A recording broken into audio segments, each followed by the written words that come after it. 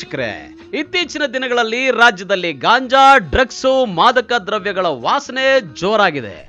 ಎಲ್ಲಿ ನೋಡಿದ್ರೂ ಗಾಂಜಾ ಸಿಗುವಂತಾಗಿದೆ. ಶಾಲಾ ಕಾಲೇಜಿನಿಂದ ಹಿಡಿದು ಸಣ್ಣ ಪುಟ್ಟ ಅಂಗಡಿಗಳಲ್ಲಿಯೂ ಕೂಡ ಗಾಂಜಾ ಸಿಗುವಂತಾಗಿದೆ. ಅದರಲ್ಲೂ ಹೆಚ್ಚಾಗಿ ಯುವಕರೇ ಈ ಚಟಕ್ಕೆ ಬಿದ್ದು ಜೀವನ ಹಾಳು ಮಾಡ್ಕೊಳ್ತಾ ಇದ್ದಾರೆ.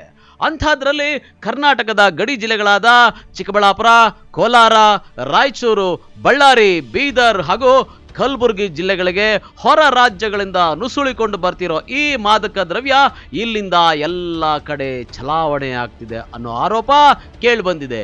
ಹೀಗೆ ಕಳ್ಳ ಸಾಗಾಣಿಕೆ ಆಗ್ತಿರೋ ಈ ಗಾಂಜಾ ಯುವಕರ ಕೈಗೆ ಸುಲಭವಾಗಿ ಸಿಗ್ತಾ ಇದ್ದು, ಡ್ರಗ್ಸು, ಗಾಂಜಾ ಚಟಕ್ಕೆ ಬಿದ್ದು ಯುವಕರು ತಮ್ಮ ಜೀವನವನ್ನೇ ಹಾಳು ಮಾಡ್ಕೊಳ್ತಾ ಇದ್ದಾರೆ. ಇಂತಹ ಸಂದರ್ಭದಲ್ಲಿ ರಾಜ್ಯದಲ್ಲಿ ಕಾನೂನು ವ್ಯವಸ್ಥೆ ಹಾಳಾಗಿದ್ದು, ಈ ವಿಚಾರಗಳ ಬಗ್ಗೆ ಯಾರೂ ಸಹ ಧ್ವನಿ ಎತ್ತುವ ಕೆಲಸ ಮಾಡ್ತಾ ಇಲ್ಲ ಅಂತ ಚಿಕ್ಕಬಳ್ಳಾಪುರ ಲೋಕಸಭಾ ಸಂಸದ ಡಾಕ್ಟರ್ ಕೆ ಸುಧಾಕರ್ ಧ್ವನಿ ಎತ್ತಿದ್ದಾರೆ. ಅದರಲ್ಲೂ ಚಿಕ್ಕಬಳ್ಳಾಪುರ ಜಿಲ್ಲೆಯಲ್ಲಿ ಗಾಂಜಾ ಬಳಸೋರ ಸಂಖ್ಯೆ ದಿನೇ ದಿನೇ ಹೆಚ್ಚಾಗ್ತಾ ಇದ್ದು, ಯುವಕರೇ ಹೆಚ್ಚಾಗಿ ಇಂತಹ ಕೆಟ್ಟ ಚಟಗಳಿಗೆ ಬಿದ್ದು ಆಸ್ಪತ್ರೆಗಳಿಗೆ ದಾಖಲಾಗ್ತಾ ಇದ್ದಾರೆ. ಅದೆಷ್ಟೋ ಜನ ಪ್ರಾಣ ಕೂಡ ಕಳೆದುಕೊಂಡಿದ್ದಾರಂತೆ. ಸರ್ಕಾರ ಯಾವುದೇ ಕ್ರಮ ತೆಗೆದುಕೊಳ್ಳದಿದ್ರೆ ಇನ್ನೂ ಹೆಚ್ಚಾಗಿ ಯುವಕರು ಬಲಿಯಾಗುವ ಸಾಧ್ಯತೆಗಳಿವೆ ಅಂತ ಸಂಸದ ಸುಧಾಕರ್ ಸರ್ಕಾರದ ವಿರುದ್ಧ ಟೀಕೆ ಮಾಡಿದ್ದಾರೆ. ಈ ಗಾಂಜಾ ಸೇವನೆ ಈ ಗಡಿ ಜಿಲ್ಲೆಗಳಲ್ಲಿ, ಕರ್ನಾಟಕದ ಗಡಿ ಜಿಲ್ಲೆಗಳು ಚಿಕ್ಕಬಳ್ಳಾಪುರ, ಕೋಲಾರ, ಬಳ್ಳಾರಿ, ರಾಯಚೂರು, ಬೀದರ್, ಕಲಬುರಗಿ, ಈ ಜಿಲ್ಲೆಗಳಲ್ಲಿ ಏನಾಗ್ತಾ ಇದೆ ಅನ್ನುವಂಥದ್ದು ರಾಜ್ಯ ಸರ್ಕಾರ, ಗೃಹ ಇಲಾಖೆ, ಆರೋಗ್ಯ ಇಲಾಖೆ ವಿಶೇಷವಾಗಿ ಇದನ್ನು ನೋಡಬೇಕಾಗಿದೆ. ಮದ್ಯಪಾನ ಏನೋ ಸರ್ಕಾರನೇ ನಿಂತುಬಿಟ್ಟಿದೆ, ಇಷ್ಟು ಟಾರ್ಗೆಟನ್ನು ಕೊಟ್ಬಿಟ್ಟಿದೆ. 14 ವರ್ಷದಿಂದ ಮೇಲ್ಪಟ್ಟು ಎಲ್ಲ ಯುವಕರು ಇವತ್ತು ಕುಡಿಯುವ ಚಟಕ್ಕೆ ಬಲಿ ಆಗ್ತಾ ಇದ್ದಾರೆ.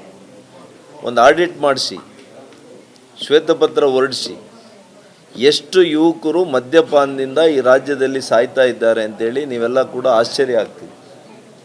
ಅಷ್ಟು ದೊಡ್ಡ ಪ್ರಮಾಣದಲ್ಲಿ ನಾವು ದಿನನಿತ್ಯ ನೋಡ್ತಾ ಇದ್ದೀವಿ. ಸಣ್ಣ ಸಣ್ಣ ಮಕ್ಕಳಿರ್ತಾರೆ, ಪಾಪ ಹೆಂಡ್ತಿನೂ ಅವ್ರಿಗೆ ಯಾರೂ ಆಶ್ರಯ ಇರಲ್ಲ, ಮಕ್ಕಳಿಗೂ ಆಶ್ರಯ ಇರಲ್ಲ, ಅನಾಥರಾಗ್ಬಿಡ್ತಾರೆ. ಇದೊಂದು ಸಾಮಾಜಿಕ ಪಿಡುಗಾಗಿದೆ.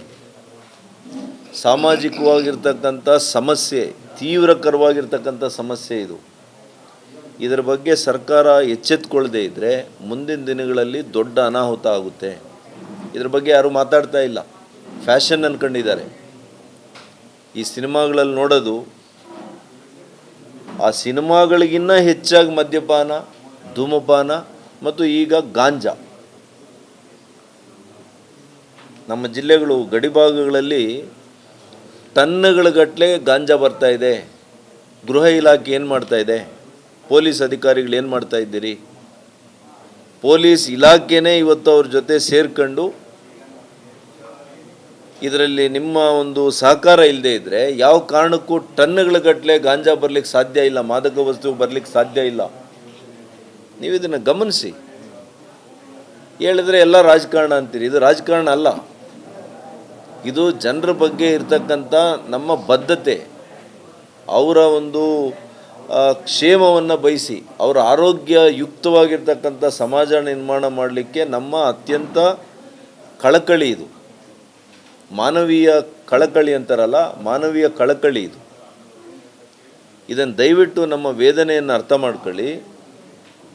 ಇದಕ್ಕೆ ದಯವಿಟ್ಟು ನೀವೆಲ್ಲ ಕೂಡ, ಎಲ್ಲ ಪ್ರತಿನಿಧಿಗಳು ಮತ್ತು ಗೃಹ ಇಲಾಖೆ ಅಧಿಕಾರಿಗಳು ಇದನ್ನು ಎಚ್ಚೆತ್ತುಕೊಳ್ಳದೆ ಇದ್ದರೆ, ಇದನ್ನು ಕಡಿವಾಣ ಆಗದೆ ಇದ್ದರೆ ಈಗಿನ ತಲೆಮಾರು ಮುಂದಿನ ತಲೆಮಾರಿಗೆ ಶಾಶ್ವತವಾಗಿರ್ತಕ್ಕಂಥ ಆರೋಗ್ಯ ಸಮಸ್ಯೆಗಳು ಬರ್ತವೆ.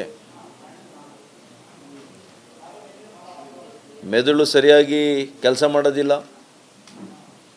ಮಲ್ಟಿ ಆರ್ಗನ್ ಫೇಲ್ಯೂರ್ ಆಗ್ತದೆ, ಮಲ್ಟಿ ಆರ್ಗನ್ ಪ್ರಾಬ್ಲಮ್ಸ್ ಆಗ್ತದೆ.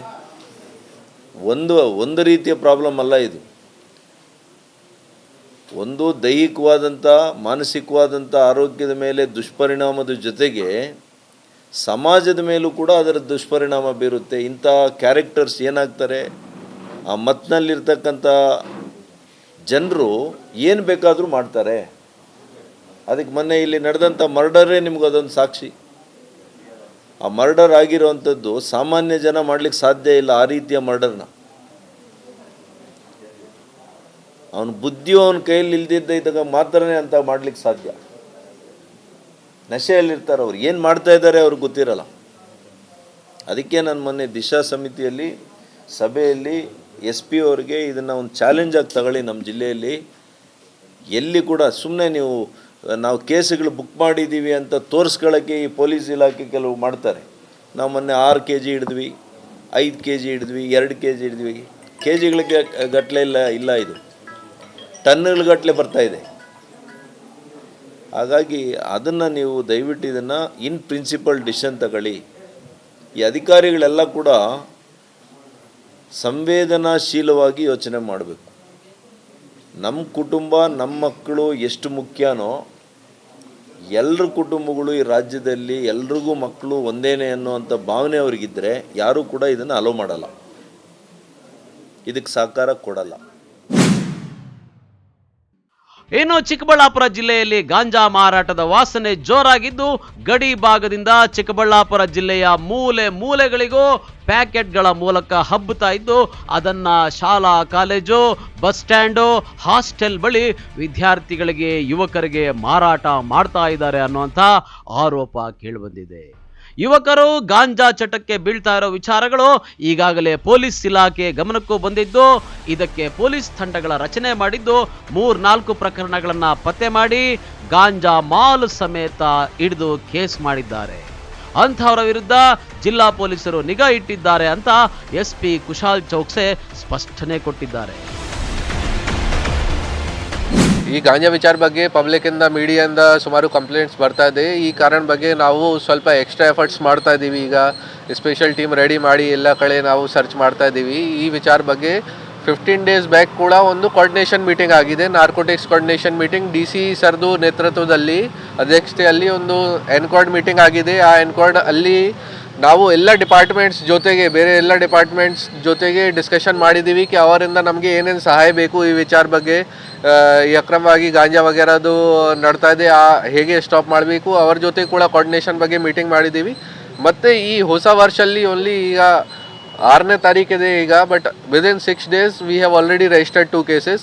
2 cases NDPSದು ರಿಜಿಸ್ಟರ್ ಆಗಿದೆ. ಒಂದು ಕೇಸಲ್ಲಿ ಅರೌಂಡ್ 1.5 kg ಸಿಕ್ಕಿದೆ, ಮತ್ತು ನಿನ್ನೆ ಕೂಡ ಒಂದು ಕೇಸ್ ಆಗಿದೆ, ಅರೌಂಡ್ 750 grams ಅಲ್ಲಿ ಸಿಕ್ಕಿದೆ. ಸೊ ನಾವು ಕಂಟಿನ್ಯೂಸ್ ಆಗಿ ಎಫರ್ಟ್ಸ್ ಮಾಡ್ತಾ ಇದ್ದೀವಿ. So within 6 days we have registered 2 cases. ಈ ಥರ ಫ್ಯೂಚರಲ್ಲಿ ಕೂಡ ನಾವು ರೆಗ್ಯುಲರ್ ಆಗಿ ಕೇಸಸ್ ರಿಜಿಸ್ಟರ್ ಮಾಡ್ತೀವಿ, ಮತ್ತು ಈ ಥರದ್ದು ಕಂಪ್ಲೇಂಟ್ಸ್ ಏನಿದೆ ಅದನ್ನು ಸ್ಟ್ರಿಕ್ಟ್ ಆಗಿ ಅಟೆಂಡ್ ಮಾಡ್ತೀವಿ. ಒಟ್ಟಾರೆ ಚಿಕ್ಕಬಳ್ಳಾಪುರ ಜಿಲ್ಲೆಯಲ್ಲಿ ಗಾಂಜಾ ಘಾಟು ಜೋರಾಗಿದ್ದು, ಯುವಕರೇ ಗಾಂಜಾ ಪೆಡ್ಲರ್ಗಳ ಟಾರ್ಗೆಟ್ ಆಗಿದ್ದಾರೆ. ಇನ್ನು ಬೇಗ ಕೆಟ್ಟ ಚಟಗಳಿಗೆ ಬಿದ್ದು ಜೀವನ ಹಾಳು ಮಾಡಿಕೊಳ್ತಾ ಇದ್ದಾರೆ. ಈ ವಿಚಾರವಾಗಿ ಸಂಸದ ಸುಧಾಕರ್ ಅವರು ಧ್ವನಿ ಎತ್ತಿದ್ದು, ಇದಕ್ಕೆಲ್ಲ ಕಾರಣ ಸರ್ಕಾರದ ಅವ್ಯವಸ್ಥೆ ಅಂತ ಆರೋಪ ಮಾಡಿದ್ದಾರೆ. ಪೊಲೀಸರು ಕೂಡ ಗಾಂಜಾ ಪೆಡ್ಲರ್ಗಳ ಮೇಲೆ ನಿಗಾ ಇಟ್ಟಿದ್ದಾರೆ. ಇನ್ನು ನಶೆ ಹೆಸರಲ್ಲಿ ಬದುಕು ಕಳೆದುಕೊಳ್ಳೋ ಮುನ್ನ ಎಚ್ಚರ ಯುವಕರೇ, ಎಚ್ಚರ. ಕ್ಯಾಮರಾಮನ್ ಪ್ರವೀಣ್ ಜೊತೆ ಕಳವಾರ ಅರುಣ್, MMTV ನ್ಯೂಸ್, ಚಿಕ್ಕಬಳ್ಳಾಪುರ.